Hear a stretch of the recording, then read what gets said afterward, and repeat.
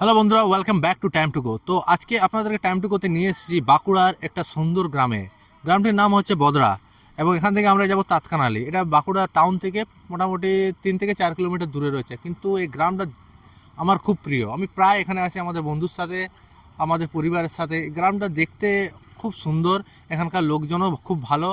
এবং আজকে আপনাদের টাইম টু গোতে এই গ্রামটিকে আমি ভ্রমণ করে আপনাদেরকে এই গ্রামের সঙ্গে পরিচয় করাবো। গ্রামটির লোকরা কিভাবে থাকে, এখানকার বাড়িঘর কীরকম, গ্রামের আনাচে কানাচে সব কিছু এই ভিডিওতে দেখাবো। তাহলে দেখতে থাকুন বাঁকুড়ার এই গ্রামের ভিডিও। তাহলে শুরু করি। গ্রামের প্রধান আকর্ষণই হলো নির্মল প্রকৃতি। শহরের ইট কাঠের জঙ্গল আর দূষিত বাতাসের পরিবর্তে গ্রামে দেখা যায় দিগন্ত জোড়া সবুজ ফসলের মাঠ, কলকাকিল্য মুখরিত পাখির ডাক এবং আঁকাবাঁকা মেঠো পথ। সকালবেলার পূর্ব আকাশে সূর্যের উদয় এবং সন্ধ্যায় বাঁশঝাড়ের আড়ালে সূর্যাস্তের দৃশ্য যে কোনো মানুষের মন জয় করে নেয়।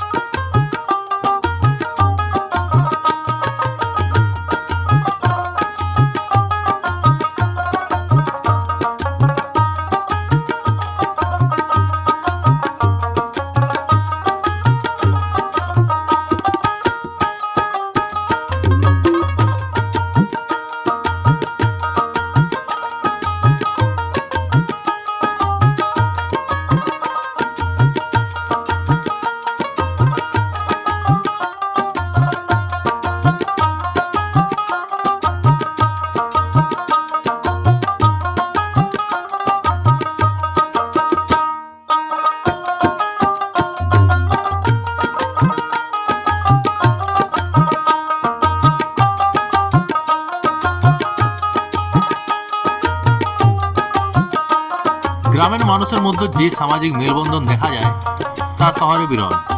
এখানে মানুষ একে অপরের বিপদে আপদে সবার আগে এগিয়ে আসে। গ্রামকে বলা হয় দেশের অর্থনৈতিক মেরুদণ্ড। আমাদের দেশের অধিকাংশ খাদ্যর যোগান আসে গ্রাম থেকে। এখানকার কৃষকেরা রোদ বৃষ্টি উপেক্ষা করে মাঠে কাজ করেন। শুধু ধান বা পাট নয়, রবি শস্য, ডাল, তৈলবীজ এবং টাটকা শাকসবজি উৎপাদনে গ্রামের ভূমিকা অপরিসীম।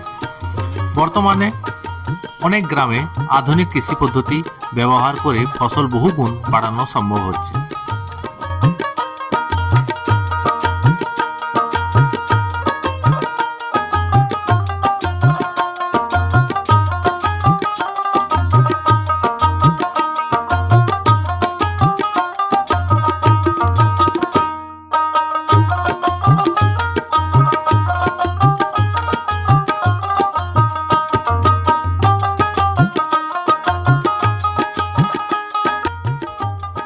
গ্রাম হলো দেশের প্রাণ। শহরের বিলাসিতা না থাকলেও গ্রামে যে মানসিক শান্তি পাওয়া যায় তা অতুলনীয়।